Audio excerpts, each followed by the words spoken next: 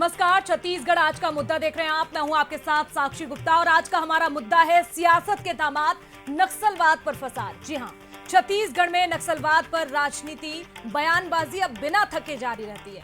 हर दिन यहां पर नया एंगल सामने आता है, लेकिन अब की बार तो हद ही हो गई। जब बीजेपी ने नक्सलियों को कांग्रेस का दामाद बता दिया तो विपक्ष ने भी पूछ लिया कि अडानी और अंबानी किसके दामाद हैं, और इसी पर करने वाले हैं हम खास चर्चा। लेकिन उससे पहले देखते हैं एक रिपोर्ट। नक्सलवाद वो जख्म जो छत्तीसगढ़ के सीने पर अब भी हरा है। ये वो मुद्दा है जो हर कुछ दिन में सियासी हलकों में उबाल ला देता है। एक बार फिर नक्सलवाद पर राजनीतिक पारा चढ़ा हुआ है। बीजेपी के वरिष्ठ विधायक अजय चंद्राकर ने नक्सलियों को कांग्रेस का दामाद कहकर बड़ा हमला बोला है।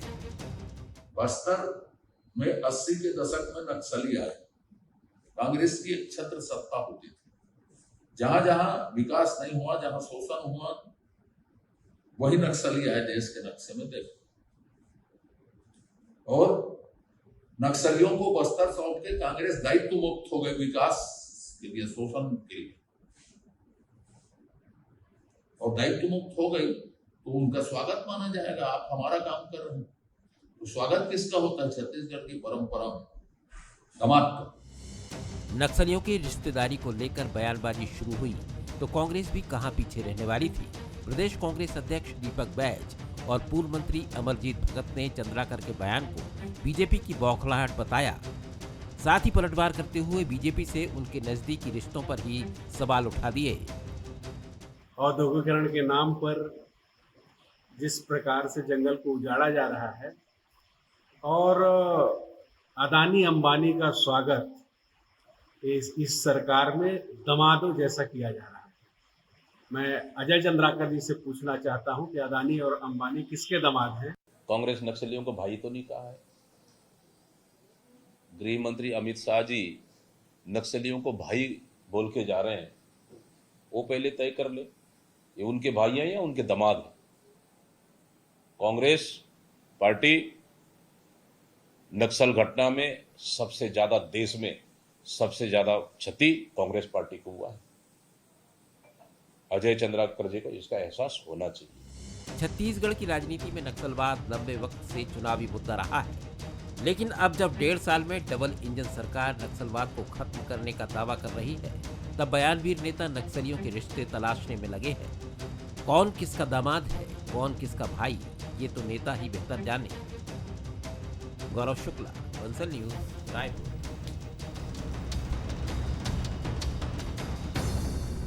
तो इस रिपोर्ट में आज का मुद्दा आपने देखा। बंसल न्यूज के सुलगते हुए सवालों पर डालेंगे एक नजर। सवाल कौन कौन से हैं देखिए आप। सवाल नंबर 1, नक्सलियों को कांग्रेस का दामाद क्यों बता रही है बीजेपी? सवाल यह है। और सवाल देखिए यह भी है कि अडानी अंबानी बीजेपी के दामाद, कांग्रेस के ये आरोप कितने सही हैं अगर कांग्रेस ने लगाए हैं तो। इसके साथ ही तीसरा सवाल, महत्वपूर्ण सवाल यह है कि क्या लाल आतंक के खात्मे की डेडलाइन से पहले अब सियासत और भी ज्यादा जोर पकड़ने लगी है? तो ये कुछ सवाल है महत्वपूर्ण जिनके जवाब लेंगे। हमारे साथ खास पैनल भी इस समय जुड़ चुका है। हमारे आज के मेहमान हैं अजय गंगवानी जी, प्रवक्ता हैं कांग्रेस से, कांग्रेस का पक्ष रखने के लिए। इसके साथ ही के एस चौहान जी, प्रवक्ता बीजेपी से, और अनिल पुसदकर भी हमारे साथ कुछ ही वक्त में हमें ज्वाइन करेंगे, वरिष्ठ पत्रकार हैं। आप दोनों मेहमानों का बहुत स्वागत है। सबसे पहले गंगवानी जी, आपकी प्रतिक्रिया लेना चाहूंगी। देखिए, जिस तरह से भारतीय जनता पार्टी की ओर से जो बयान सामने आया है, अजय चंद्राकर बीजेपी के फायर ब्रांड नेता हैं, कह रहे हैं कि नक्सली कांग्रेस के दामाद हैं। कांग्रेस पार्टी इस बयान को कैसे देखती है? गंगवानी जी। देखिए साक्षी जी, महत्वपूर्ण है। अजय चंद्राकर जी का ये पहला बयान नहीं है। आज इस प्रकार से 3 बार के मंत्री है, 15 साल तक मंत्री रहे और 17 महीने में पूरी तरह साइडलाइन कर दिया गया है। मानसिक संक्रमण के दौर से गुजरना है जी। कुछ दिन पहले भी उनका एक बयान मुझे याद आता है, जो विधानसभा चुनाव वाले थे, तो यही अजय चंद्राकर जी मेहतारी वंदन के लिए कहते हैं कि मेहतारी वंदन की योजना से कांग्रेस के नेताओं की पैंट गीली हो गई है। ये तो इनकी भाषा है। दूसरा, छत्तीसगढ़ के राजकीय चिन्ह की तुलना ये गोबर से करके छत्तीसगढ़ की अस्मिता, छत्तीसगढ़ के स्वाभिमान को सीधा चोट पहुंचाने का दुष्प्रयास करते हैं। ये अजय चंद्राकर जी का लगातार चित्र रहा है। कुछ दिन पहले एक बयान और दिया था कि कांग्रेस को दफन करने के लिए 4 नेताओं की आवश्यकता है, जो कांग्रेस के नेता करेंगे। तो एक विपक्षी पार्टी के लिए, एक राष्ट्रीय पार्टी के लिए इस प्रकार की अमर्यादित भाषा, अशोभनीय बयान, ये अजय चंद्राकर जी का मूल चरित्र है। लेकिन अगर दामाद की बात हुई तो मैं तो पूछना चाहता हूँ, अमित शाह जी का कुछ समय पहले दौरा हुआ था, उन्होंने स्पष्ट रूप से कहा कि नक्सली हमारे भाई है, मतलब रिश्तेदारी जो निभाने का चाहे तो नक्सलियों से, ये भारतीय जनता पार्टी का है। मैं तो जी। पूछना चाहता हूँ, 15 साल यहाँ रमन सरकार रही, ये नक्सलियों को लगातार खाद पानी देते रहे। इसके कुछ महत्वपूर्ण उदाहरण दे दूं साक्षी जी, 2003 में जब यहाँ भारतीय जनता पार्टी की रमन सरकार बनी, नक्सलवाद सुदूर दक्षिण के मात्र 3 ब्लॉक तक था, इसको खाद पानी देकर 14 जिलों तक पहुंचाया। जो नक्सली विशेषज्ञ थे केपीएस गिल, जिनको यहाँ नक्सली समस्या से निपटने के लिए बुलाया गया, उसको तत्कालीन मुख्यमंत्री रमन सिंह कहते हैं वेतन लो और मौज करो। ये दिखती है कि नियति थी, मंशा क्या थी। नक्सलवाद को समाप्त करने की कभी नियत रही नहीं। दूसरी महत्वपूर्ण बात है, आज जो हमारे घर कोई दामाद आता है साक्षी जी, हम उनको खाना खिलाते हैं। मुझे एक अच्छी बात याद आती है, जो आशुतोष जी की किताब है सुधांशु चौधरी की, उसका नाम वासु नहीं। वो स्पष्ट रूप से कहते हैं कि लता हुसैनी, विक्रम हुसैनी, इनके घर नक्सली नेता आया करते थे, जो इनका खाना खाया करते थे और ये नक्सली साहित्य को प्रिंट करने में मदद किया करते थे। तो दामाद की भूमिका तो ये लगातार निभाते रहे। इन्हीं के भारतीय जनता पार्टी के जिला उपाध्यक्ष नक्सलियों को सामान सप्लाई करते थे। आज दामाद को सामान सप्लाई करने के जो चरित्र है, ये लगातार 15 साल तक भारतीय जनता पार्टी का रहा। दूसरी महत्वपूर्ण बात है, हमारी सरकार ने लगातार नक्सलवाद से निपटने के लिए ईमानदारी पूर्वक काम किए, जिसका नतीजा था केंद्रीय गृह मंत्रालय के आंकड़ों के अनुसार छत्तीसगढ़ में नक्सली घटनाओं में 80%, नक्सली घटनाओं के काम आम जनता की शहादत में 56% की कमी आई। हमने लगातार प्रयास किया, ये जो नक्सलियों को सामान सप्लाई करना, नक्सलियों को घर में खाना खिलाना, नक्सलियों को साहित्य सरदू करने में प्रिंट करना। आज शिवदयाल तोमर की हत्या में जो पोडियम लिंगा गिरफ्तार हुआ, उन्होंने स्पष्ट रूप से स्वीकार किया कि भारतीय जनता पार्टी के नेताओं से साठगांठ थी। ये मैंने 4 महत्वपूर्ण उदाहरण दिए।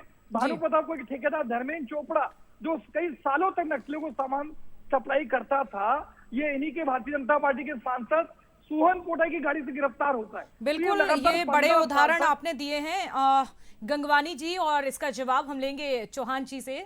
लेकिन सबसे पहले आपसे समझना चाहूंगी अनिल जी, मैं राजनीति का स्तर किस तरह से बयानों में गिरता हुआ नजर आ रहा है। ये पैटर्न लगातार चेंज हो रहा है और अब तो हद ही हो गई, ऐसा लग रहा है। जिस तरह से बीजेपी ने यह बयान दिया है कि नक्सलियों को ही कांग्रेस का दामाद बता दिया, आप सर कैसे देखते हैं? आपको राजनीति का लंबा अनुभव रहा है छत्तीसगढ़ में, इस तरह के बयानों से क्या समझ में आता है? ये सियासत, ये राजनीति का स्तर क्या बता रही है सर?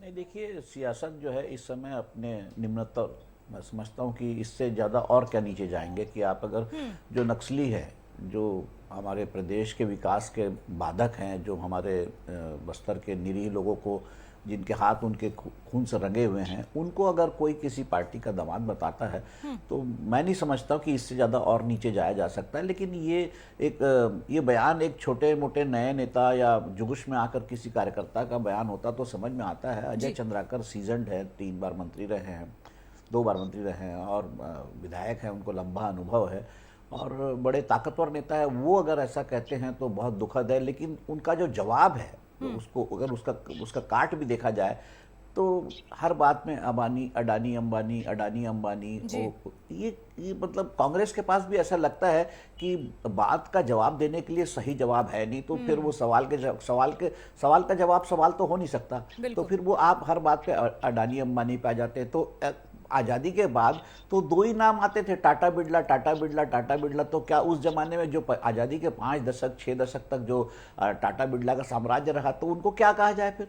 देखिए, उद्योगपति हर सरकार में रहते हैं और जब उद्योगों की प्रवृत्ति में जो है, जो उनके जो उद्योगों का जो टाइप है जब बदला है, तो जब ऑनलाइन और ये सब चीज़ें चालू हुई है, तब जो है वो टाटा बिरला पीछे हुए हैं और नए अंबानी अडानी सामने आए हैं। तो उद्योगों की प्रवृत्ति, उद्योगों की जो तरक्की जो है अलग तरीके से होने लगी, तो नए आए। और दूसरी बात, अगर अडानी अंबानी यहाँ आते हैं, अगर उद्योग लगाते हैं, तो तकलीफ क्या है?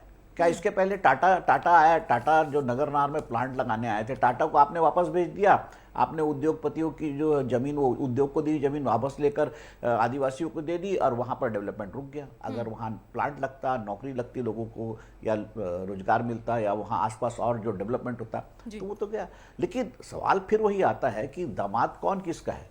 अरे आप, ये कोई बात नहीं होती कि आप नक्सलियों को दामाद बोल दो। देखिए, नक्सली कांग्रेस को तो सबसे ज़्यादा नुकसान पहुँचाए। बिल्कुल, ये कोई सिर्फ छत्तीसगढ़ में जो झीरम जो है, जिसमें उनकी जो कांग्रेस की लीडरशिप की पहली लाइन, बड़े नेता विद्याचरण शुक्ला, महेंद्र कर्मा, नंद कुमार पटेल, ढेरों नाम है, ये सबको उन्होंने मार डाला। जी। ये सिर्फ छत्तीसगढ़ बनने के बाद नहीं, छत्तीसगढ़ बनने के पहले भी जब मध्य प्रदेश था, अविभाजित मध्य प्रदेश में छत्तीसगढ़ अविभाजित मध्य प्रदेश का हिस्सा हुआ करता था, तो बालाघाट जिले में उस समय के परिवहन मंत्री लिखीराम कांवरे के घर से निकालकर नक्सलियों ने हत्या कर दी थी। और गंगवानी जी कह रहे हैं कि 3 जिलों में था और 17 जिले में हो गया। तो मध्य प्रदेश के जमाने में तो सरगुजा में भी था, बालाघाट में भी था, मंडला में भी था।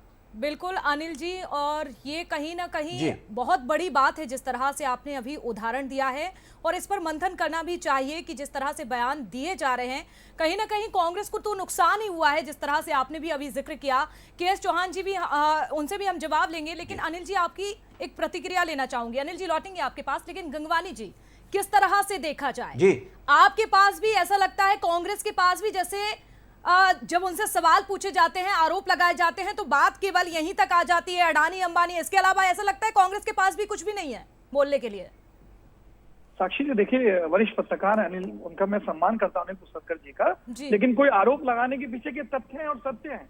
महत्वपूर्ण बात है कि कोई जो अडानी जी की अगर मैं बात करूं, जब केंद्र में मोदी की सरकार थी, पूरे विश्व में 609 नंबर था उनकी पूंजी पे। आज वो 609 नंबर थे, किसकी कृपा से, किसके सहयोग से एशिया के दूसरे नंबर के पूंजीपति बन जाते हैं। मैं तो पूछना चाहता हूं, आज मेरे वरिष्ठ पत्रकार अनिल पुसरकर जी, क्या कभी किसी देश के प्रधानमंत्री ने जाके किसी पर्टिकुलर पूंजीपति को क्या ऑस्ट्रेलिया में खदानें दिलाई, क्या श्रीलंका में ठेके दिलाए?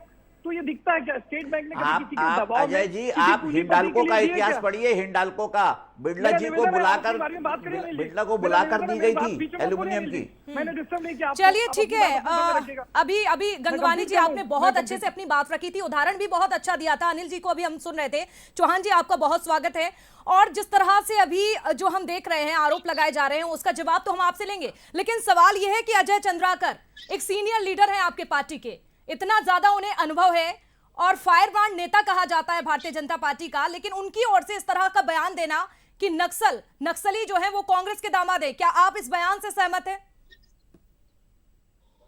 देखिए, आप अगर वर्डिंग्स पे जाएंगे जी और उसके इंटेंशन पे जाएंगे तो आपको बहुत अलग अलग दिखेगा। जैसे कि एक वर्डिंग्स होती है कि रेल रोको जाने मत दो, और एक वर्ड है, वही वर्ड है, रेल रोको मत जाने दो।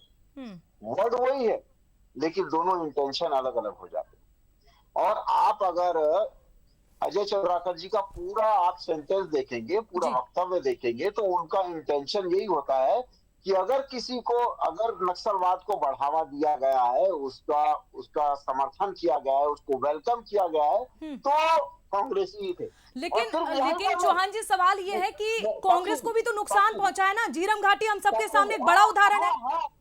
बिल्कुल बिल्कुल होता ही है। आपने काला जादू का नाम सुना होगा साक्षी जी, तो काला जादू का, काला जादू जो होता है ना, जो काला जादू करता है उसके ऊपर एक दिन खुद ही काला जादू आ जाता है, उसको ही नुकसान पहुंचाता है। जैसे कि इन्होंने भिंडरा वाले को सपोर्ट किया, भिंडरा वाले ने इनका नुकसान पहुंचाया, किसी दूसरे नेता ने भिंडरा वाले को आगे नहीं बढ़ाया था।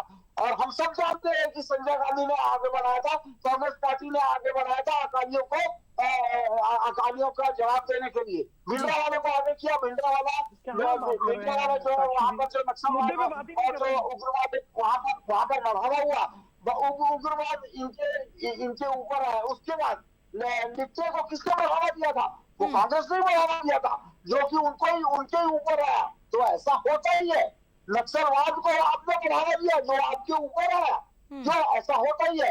और हम सब जानते हैं कि कहीं ना कहीं उसके पीछे राजनीति छुपी हुई है, दूसरी चीजें छुपी हुई है। तो ऐसा नहीं बोल सकते कि अगर कांग्रेस को घाटा हुआ है तो वो उसके कारण हुआ, बिल्कुल।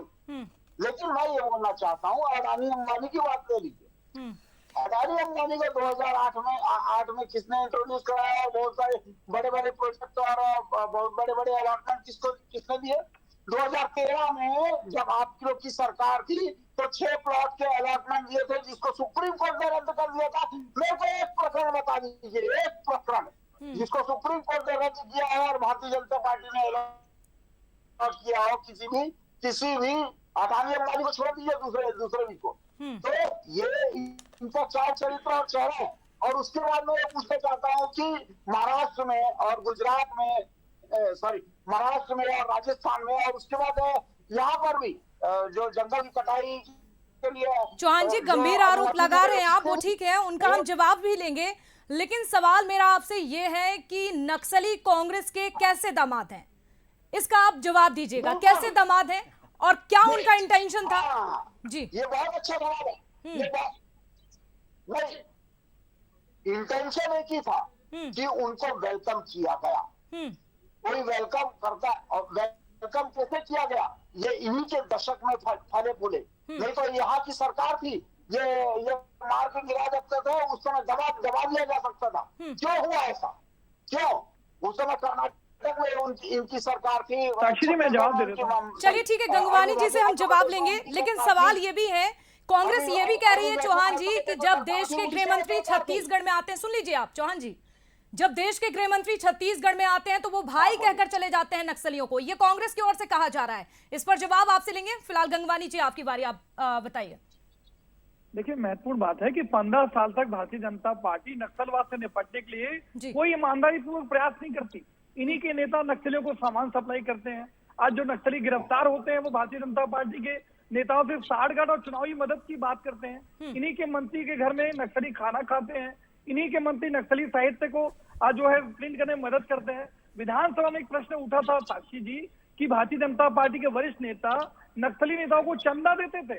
ये स्पष्ट उससे बात होती थी जिसका कोई समर्थ जवाब देने में आज भारतीय जनता पार्टी के नेता विधानसभा में पूरी तरह असफल हो चुके थे। दूसरी महत्वपूर्ण बात है, 17 महीने में नक्सलवाद से निपटने के लिए आप दावे कर रहे हैं। ये जो दावे हैं, जो आपका प्रयास है, ये अपने पूंजीपति मित्रों के लिए रेड कार्पेट बिछाने की तैयारी है। आप बेलेडिला 1A 1B आप आर्सेलर मित्तल को दे देते हैं 50 साल की लीज पे। जो बेलेडिला 1C है वो रूंगटा स्टील को दे देते हैं, और कांकेर की हालत खदान आप टाटा स्टोन को दे देते हैं। मतलब 17 महीने में 4 खदानें आप अपने पूंजीपति मित्रों को सौंप देते हैं। कल का ताजा उदाहरण देख लीजिए, तमनार में हजारों पेड़ काट दिए गए क्योंकि अडानी को फायदा पहुंचाना है। 17 महीने की आपने बात की गंगवानी जी, एक सवाल आपसे है, जिस तरह से आप अभी जिक्र कर रहे हैं जब से छत्तीसगढ़ में सत्ता परिवर्तन हुआ है, एक आंकड़ा मेरे पास भी है कि 2023 से लेकर अगर अब तक की बात की जाए तो देखिए 305 नक्सली मारे गए, इसके साथ ही 1177 गिरफ्तार हुए हैं और 985 ऐसे नक्सली हैं जिन्होंने सरेंडर किया। यह आंकड़ा है फिलहाल जब से छत्तीसगढ़ में बीजेपी आई है। फिलहाल 2023 से अब तक की बात करें, आपकी भी 5 साल की सरकार थी, क्या आंकड़ा कांग्रेस के पास? देखिए, मैं बहुत महत्वपूर्ण आंकड़ा दे रहा हूँ, ये मेरा आंकड़ा नहीं है। नेशनल क्राइम रिपोर्ट ब्यूरो जो गृह मंत्रालय के अधीन है, वो आंकड़ा दिया था कि कांग्रेस पार्टी के 5 साल के कार्यकाल में नक्सली घटनाओं में 80% की कमी आई। इन्हीं के केंद्रीय गृह मंत्री अमित शाह जी जब छत्तीसगढ़ आए थे, उन्होंने राज्य सरकार के कार्यों की तारीफ की थी कि सम्मिलित प्रयासों का नतीजा है कि नक्सली घटनाएं लगातार कम हो रही है। जगरगुंडा, सिलगेट जैसे क्षेत्र जहां आम आदमी जाने से घबराता था, वहां हमने बटालियन स्थापित की, हमने झंडा फहराया। ये हमारे प्रयासों का नतीजा था। मैं तो पूछना चाहता हूं कि आप जो 17 महीने का प्रयास है वो पूंजीपतियों के लिए रेड कार्पेट बिछाने की बात है। आप नगरदा प्लांट है जिसमें 20,000 करोड़ रुपया लगा हुआ है, उसके निजीकरण की आप साजिश करते हैं। नंदीराज पर्वत की लीज आप अडानी को देते हैं। हमारी विधानसभा में सर्वसम्मति से पारित प्रस्ताव भेजने के बाद भी आप लीज को कैंसिल नहीं करते। तो आपको दिखता है कि आपकी प्राथमिकताओं में आपके पूंजीपति मित्र अडानी और अंबानी है, बस्तर के आदिवासी नहीं है।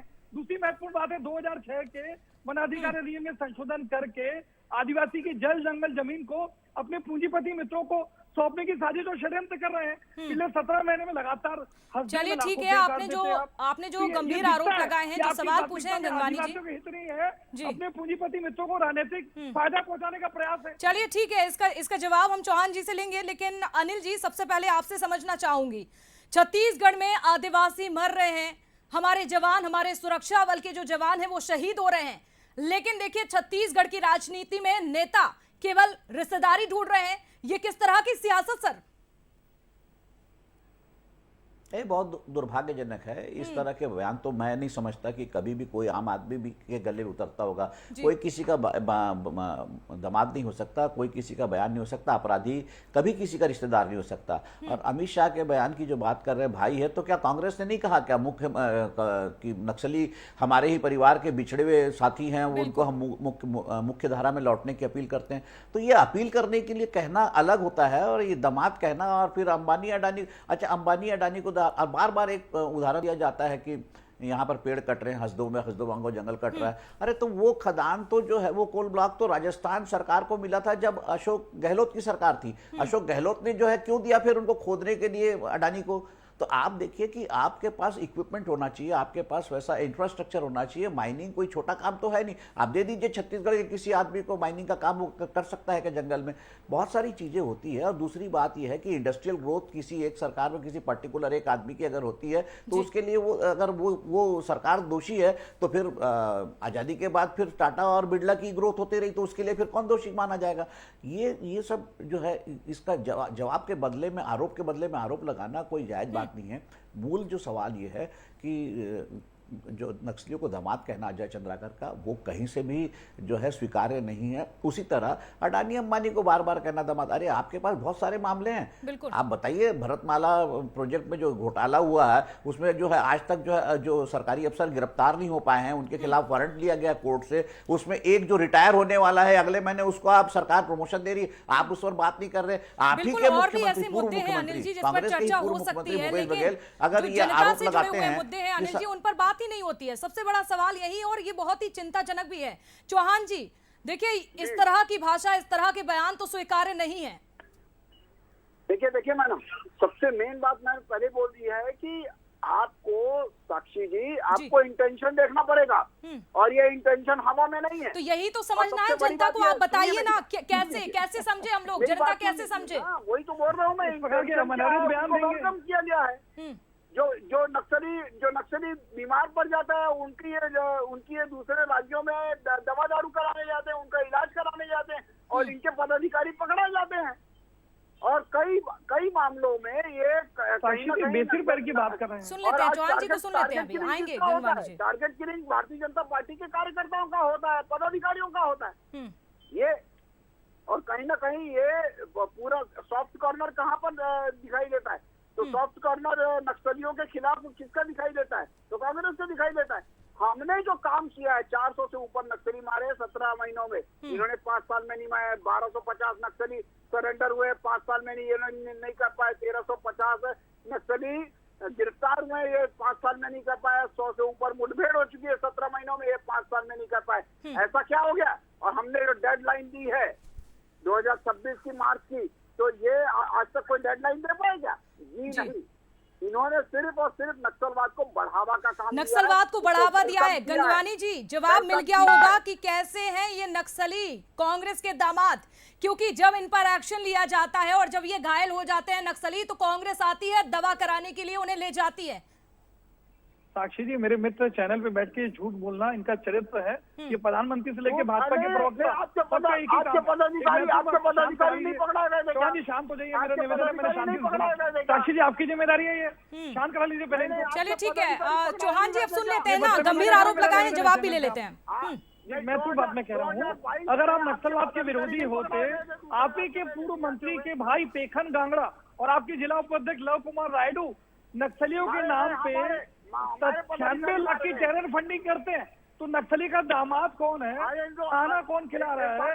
सामान सप्लाई कौन कर रहा है? साहित्य प्रिंट कौन करा रहा है? नक्सलियों से रिश्ते जो है, मैं तो पूछना चाहता हूँ भाजपा के प्रवक्ता से, ये रिश्ता क्या कहलाता है?